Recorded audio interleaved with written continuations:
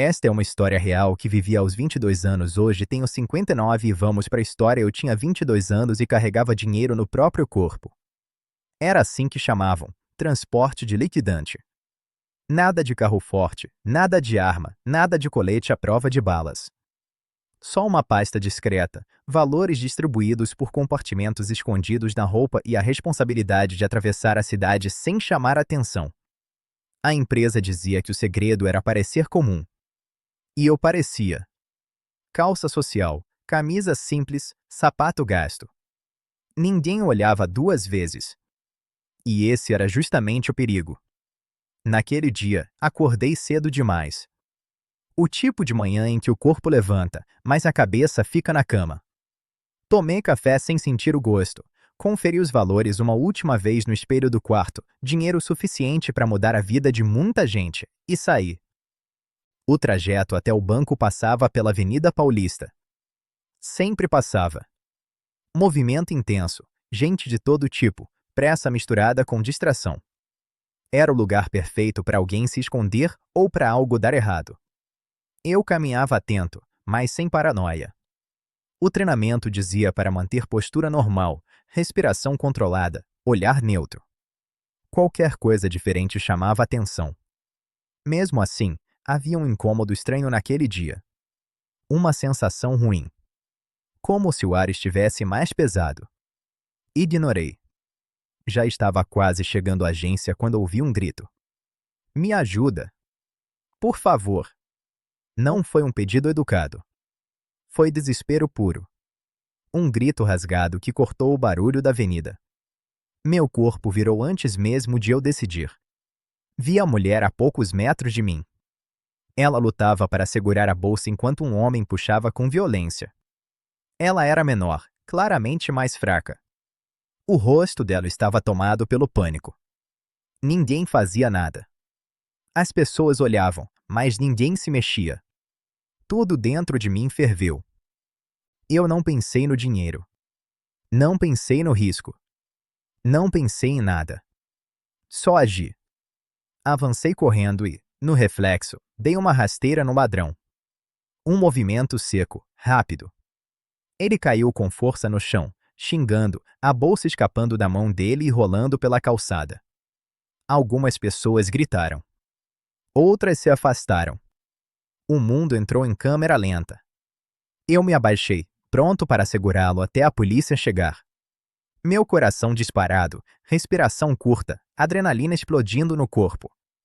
Foi aí que tudo desmoronou. Eu não vi o outro. O som do tiro não foi alto como nos filmes. Foi um estalo seco, próximo demais. Antes mesmo de entender, senti o impacto no peito. Não foi dor de imediato. Foi choque. Um baque violento, como se algo tivesse atravessado meu corpo e levado o ar junto. Tentei inspirar, e não consegui. Meu pulmão simplesmente não respondia. A dor veio logo depois. Uma dor profunda, queimando por dentro, impossível de explicar. Minhas pernas ficaram moles. Soltei o homem no chão e dei 2 passos para trás antes de cair. Quando caí, caí de costas. A Avenida Paulista ficou acima de mim. Prédios altos, céu cinza, rostos assustados se aproximando e se afastando. Tudo girava. Levei a mão ao peito. Sentia o sangue quente, molhando a camisa. Cada tentativa de respirar era um desespero. Era como se eu estivesse me afogando em terra firme. Ele levou um tiro. Chama o resgate. Meu Deus! As vozes vinham de longe. Muito longe. O segundo assaltante eu vi apenas de relance. Um homem comum. Arma na mão. Olhar frio. Ele correu, sumiu no meio das pessoas, como se nada tivesse acontecido. Eu fiquei deitado no asfalto. Pensamentos começaram a invadir minha cabeça de forma confusa. Minha mãe. Meu pai. Minha vida inteira passando rápido demais. Eu vou morrer aqui. A sensação era clara. Não dramática. Só real. Foi então que alguém entrou no meu campo de visão. Uma mulher. Ela se ajoelhou ao meu lado sem hesitar. Tinha um rosto sério, concentrado. Não parecia em choque. Parecia no controle. Ei, olha para mim. Você consegue me ouvir? Ela disse. Eu tentei responder, mas só saiu um som fraco. Qual seu nome? Edemilson, consegui murmurar. Edemilson, fica acordado. Não feche os olhos. Ela levantou a mão, sinalizou para a rua e começou a gritar. Táxi! Para agora! É emergência! Lembro vagamente de ser erguido, do cheiro do asfalto, do mundo escurecendo nas bordas. Lembro da mão dela segurando a minha com força, como se aquilo fosse uma promessa. Aguenta. A gente tá indo pro hospital das clínicas. Você não vai morrer aqui. Eu quis acreditar. Mas naquele momento, entre a Avenida Paulista e o banco de trás de um táxi, eu estava suspenso entre dois lugares. E não sabia se voltaria. O táxi avançava pela Avenida Paulista com a sirene invisível da urgência. Eu não via direito o caminho, mas sentia cada buraco do asfalto como se meu corpo estivesse exposto, aberto. A respiração vinha em pedaços. Curtos. Dolorosos. Incompletos. Inspirar era uma luta. Expirar, um alívio que durava segundos. O motorista dirigia rápido, nervoso, xingando os carros que não abriam passagem. A mulher ao meu lado não soltava minha mão. Ela pressionava o peito onde o sangue insistia em escapar, usando a própria blusa para tentar conter algo que parecia impossível de conter. Fica comigo, Edemilson. Olha para mim. Eu tentava. Juro que tentava. Mas os olhos fechavam sozinhos, pesados demais. Cada vez que eu apagava por um segundo, voltava com um susto.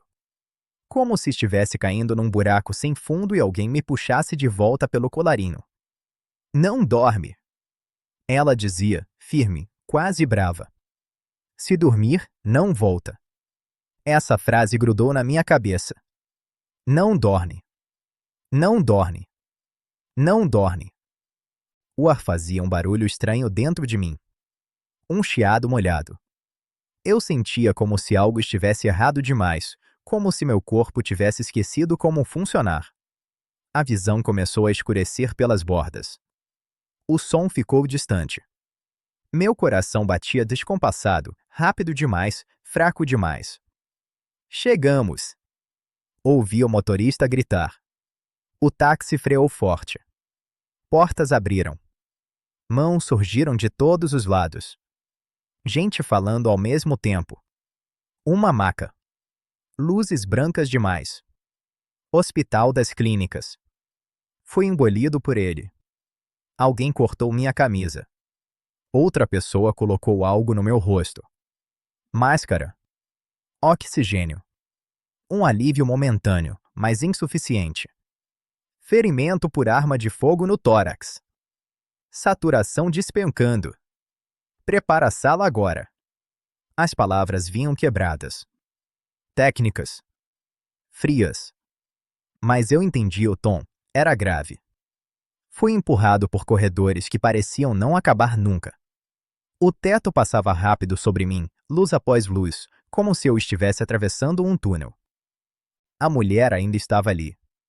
Vi quando tentaram afastá-la. Senhora, precisamos levá-lo. Eu acompanhei ele até aqui. Não deixa ele morrer. Ela apertou minha mão uma última vez antes de ser deixada para trás. O toque dela ficou em mim mesmo depois que soltou. A sala de emergência era gelada. Cheirava antisséptico e pressa. Tiraram minhas roupas. Colocaram fios, tubos, sensores. Alguém pressionou meu peito com força. A dor explodiu. Eu gritei. Ou tentei. Pulmão perfurado. Hemotórax. Vamos drenar agora. Não me pediram autorização. Não havia tempo. Senti algo atravessando minha lateral. Uma dor aguda, absurda, que fez meu corpo arquear sozinho. Depois, uma sensação estranha, como se o ar voltasse aos poucos, mas acompanhado de algo quente escorrendo por dentro. Respira. Isso. Continua respirando. Respirar nunca foi tão consciente, tão difícil, tão essencial. Entre uma inspiração e outra, comecei a pensar coisas estranhas. Não eram lembranças claras, eram flashes, eu criança, correndo na rua. Minha mãe me chamando para entrar. Meu pai me ensinando a andar de bicicleta. Coisas simples. Coisas vivas. Em algum momento, o cansaço venceu. Eu apaguei. Não sei quanto tempo fiquei fora. Podem ter sido minutos. Podem ter sido horas. Lá dentro, onde eu estava, o tempo não existia. Quando voltei, a primeira sensação foi o silêncio. Um silêncio pesado, interrompido apenas por um bip constante. Abri os olhos com dificuldade. Tudo estava embaçado. A luz era fraca agora. Tentei mexer o corpo. Não concedi. Pânico.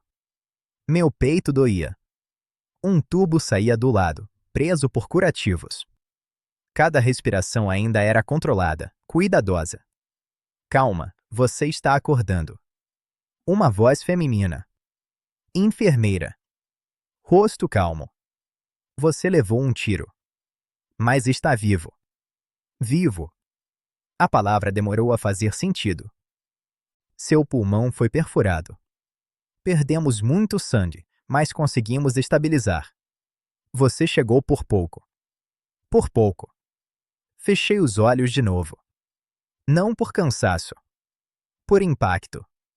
Eu quase morri. A ficha caiu devagar, pesada demais para uma mente de 22 anos. Eu não era invencível. Nunca fui. Passei aquele primeiro dia entrando e saindo de consciência. Dor controlada por medicamentos. Médicos indo e vindo. Explicações fragmentadas. À noite, fiquei sozinho. O quarto estava em penumbra. O som das máquinas era o único companheiro. Olhei para o teto e senti algo que nunca tinha sentido antes. Medo. Não do tiro. Não da dor. Medo de não acordar. Pensei na mulher que me ajudou. Não sabia o nome dela. Não sabia de onde veio nem para onde foi. Só sabia que, sem ela, eu não estaria ali. Pensei no assaltante. No segundo homem. No instante que mudou tudo. E pensei em como a vida é frágil demais para ser ignorada. 2 semanas de internação ainda me esperavam. 2 semanas entre tubos, reflexões e limites. Mas naquela primeira noite, deitado no hospital das clínicas, com o pulmão tentando aprender a funcionar de novo, eu tive certeza de uma coisa: eu tinha voltado. E voltar mudaria tudo. Acordei com o som do monitor cardíaco marcando um ritmo que ainda não parecia meu. Beep, oh beep, oh beep. Cada som era uma confirmação silenciosa de que eu continuava ali. O quarto tinha cheiro de hospital, aquele misto de limpeza e algo metálico que nunca sai da memória.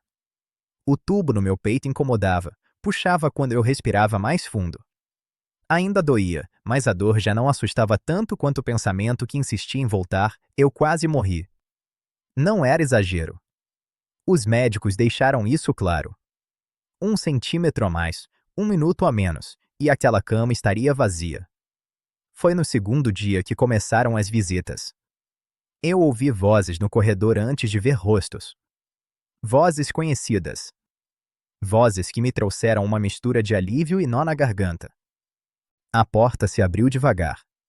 Minha mãe entrou primeiro. Cacilda. O rosto dela estava cansado, os olhos inchados, vermelhos de chorar. Quando me viu, levou a mão à boca e parou por um segundo, como se tivesse medo de acreditar que eu estava ali mesmo. Meu filho. A voz falhou. Ela se aproximou com cuidado, como se eu fosse frágil demais para o mundo. Segurou minha mão, quente, trêmula. Graças a Deus, ela repetia, quase como uma oração. Meu pai, Jair, entrou logo atrás. Sempre foi um homem firme, de poucas palavras. Mas naquele dia, ele não conseguiu esconder os olhos marejados. Parou ao lado da cama, respirou fundo e colocou a mão no meu ombro. Você deu um susto na gente, moleque. Sorriu de leve, daquele jeito que tentava ser forte, mas não enganava ninguém. Mas você é teimoso. Puxou a quem, né? Aquilo me fez sorrir pela primeira vez desde o tiro. Um sorriso fraco, dolorido, mas verdadeiro. Logo depois vieram meus irmãos. Edgar, meu irmão, entrou sério, com aquele jeito protetor que sempre teve comigo. Me olhou de cima a baixo, avaliando tubos, curativos, máquinas. Você não muda mesmo, né? Sempre se metendo onde não devia. Mas a voz denunciava o alívio. Ele puxou uma cadeira e sentou ao meu lado. Achei que ia te perder, cara. Minhas irmãs entraram juntas. Edneia foi a primeira a se aproximar. Chorava sem tentar esconder. Me beijou na testa com cuidado. Nunca mais faz isso com a gente, tá ouvindo? Nunca mais. Edna veio logo depois. Trabalhar comigo tornava tudo ainda mais pesado para ela. O uniforme da empresa parecia pesar o dobro naquele dia. Eu vi gente comentando, mas nunca imaginei que fosse você. Quando me ligaram, ela parou, engoliu o choro. Eu desabei. Ela segurou minha mão forte, como se precisasse ter certeza de que eu estava ali de verdade. Elisângela foi a última. Mais contida, mas com os olhos cheios. Passou a mão no meu cabelo com carinho.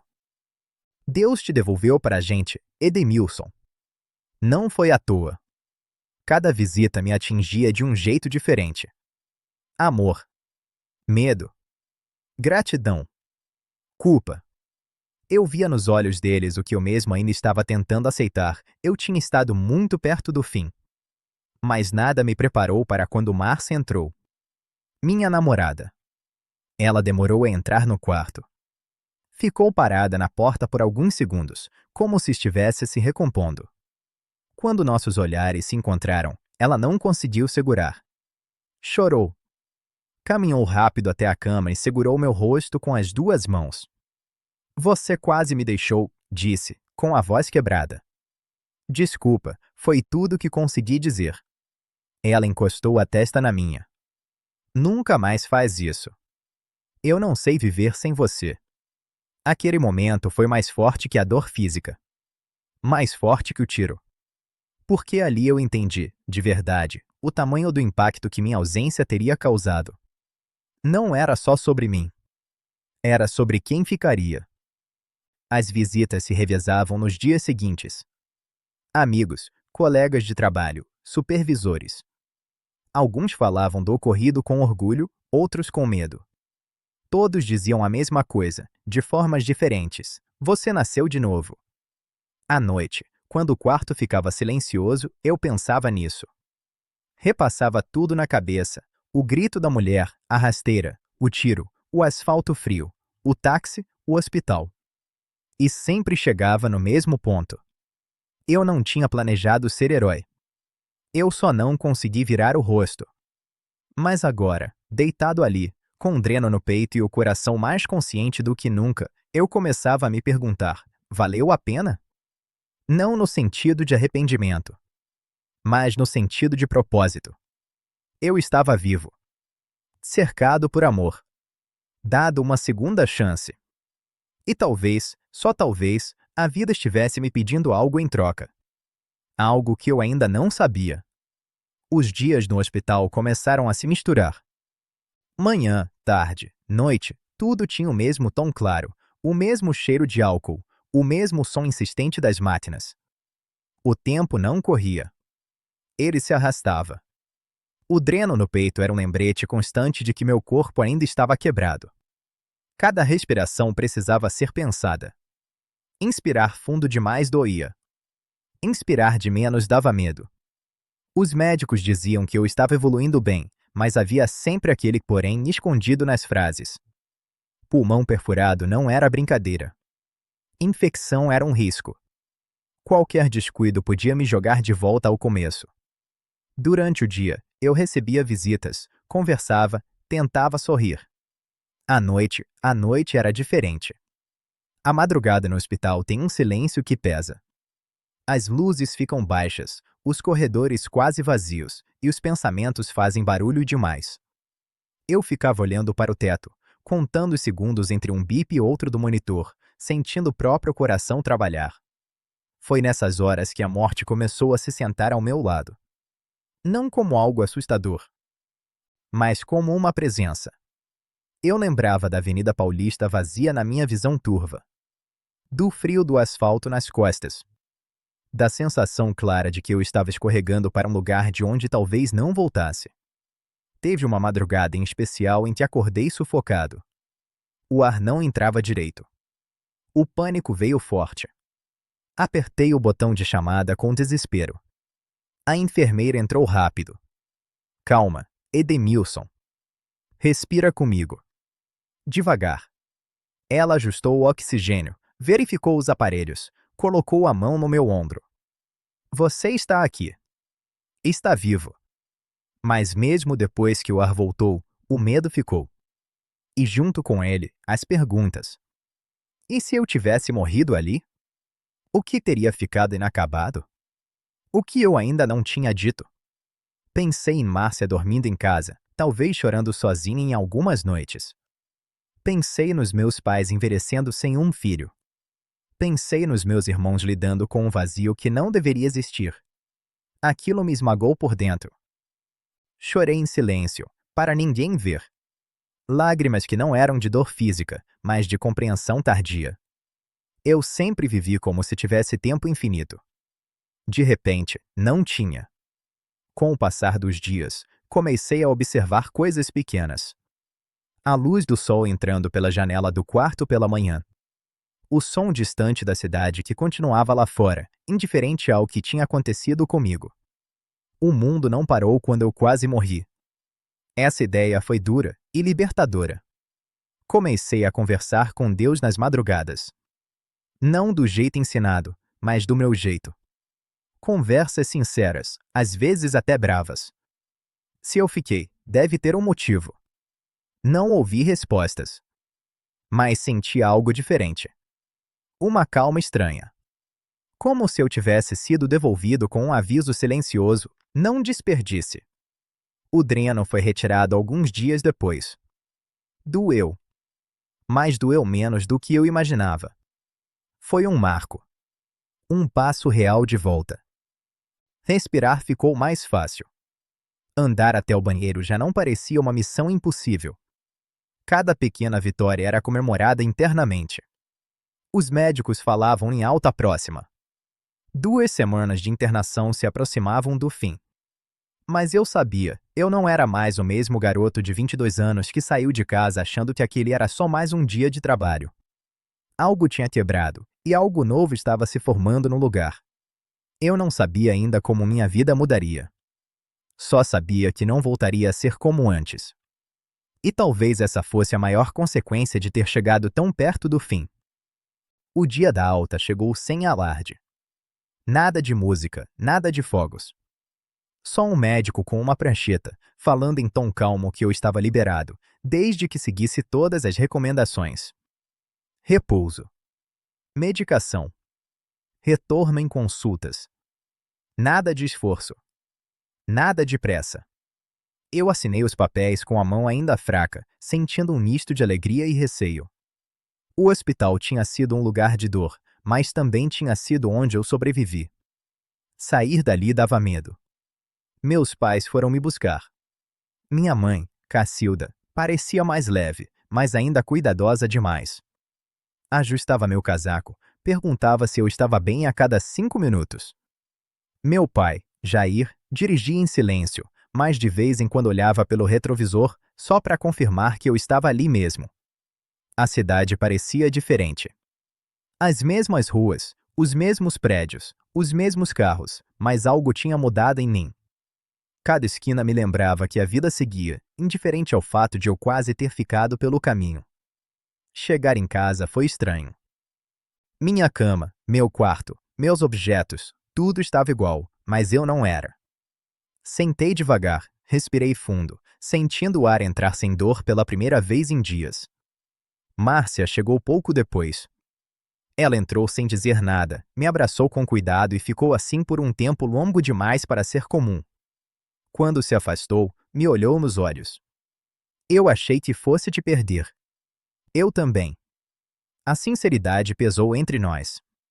Os dias seguintes foram lentos. O corpo cansava fácil. Qualquer dor no peito assustava.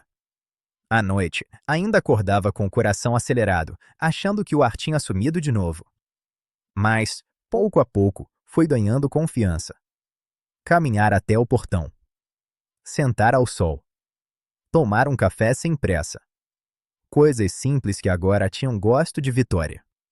As pessoas me tratavam diferente. Alguns falavam comigo como se eu fosse feito de vidro. Outros me chamavam de herói. Nenhum dos dois rótulos parecia certo. Eu não me sentia herói. Mas também não era mais o mesmo homem comum. Comecei a repensar o trabalho. Voltar a andar com valores no corpo, sem proteção, pelas mesmas ruas, a ideia me incomodava. Não por medo apenas, mas por consciência. Eu tinha visto de perto como tudo podia acabar rápido demais. Conversei com meus pais. Com Márcia. Com meus irmãos. O dinheiro não vale a vida. Minha mãe disse, firme. Ela tinha razão. Passei a pensar em mudança. Não só de emprego, mas de postura diante da vida. Eu queria viver mais presente. Mais atento. Menos automático. Uma tarde, sentei sozinho no quarto e chorei de novo. Mas dessa vez não foi de medo. Foi de alívio. Eu tinha sido poupado. E quando a vida poupa alguém, ela cobra de volta em forma de escolhas melhores. Eu ainda carregava a cicatriz no peito. Um lembrete diário do tiro. Um lembrete de que eu estive do outro lado e voltei. O tempo passou, mas não passou por cima de mim. A cicatriz no peito continuava ali, discreta, mas presente. Às vezes eu passava a mão sobre ela sem perceber, como quem confirma que algo foi real. E foi. Voltei ao hospital das clínicas algumas vezes para acompanhamento. Cada vez que entrava naquele prédio, sentia um aperto no peito, não de dor, mas de memória. Era ali que eu tinha sido devolvido. Respirar fundo ainda era um ato consciente. Não por limitação, mas por respeito. Eu tinha aprendido o valor de algo que antes era automático demais. Nunca voltei ao transporte de liquidante. A decisão não veio de um susto momentâneo, veio da lucidez. Eu precisava escolher a vida todos os dias, não só naquele em que quase a perdi. Consegui outro trabalho. Diferente. Mais simples. Menos arriscado. Não ganhava tanto, mas dormia melhor. E isso passou a valer mais do que qualquer quantia. Márcia ficou. Nos tornamos mais verdadeiros um com o outro. Menos brigas por bobagem, mais conversas longas, mais presença. Ela também tinha sobrevivido aquele dia, à espera, ao medo, à possibilidade da ausência. Meus pais mudaram comigo. Meu pai passou a dizer mais o que sentia. Minha mãe passou a rezar menos por medo e mais por gratidão. Meus irmãos ficaram mais próximos. Como se o susto tivesse costurado algo que antes estava frouxo. Às vezes alguém me pergunta se eu faria tudo de novo. Se eu interviria. Eu penso. Não penso na dor. Não penso no tiro. Penso no grito daquela mulher. E a resposta vem sozinha. Eu não sei ser alguém que vira o rosto. Mas hoje eu sei algo que não sabia aos 22 anos. Coragem sem consciência vira sacrifício vazio. E viver é um ato diário de responsabilidade. Eu não sou herói. Sou alguém que caiu na Avenida Paulista, olhou a morte de perto e voltou com os olhos abertos. Eu fiquei. E ficar mudou tudo. Se quiser, posso. Transformar essa história em livro curto, adaptar para relato real, biográfico ou ajustar o tom, mais emocional, mais direto, mais espiritual, é só me dizer.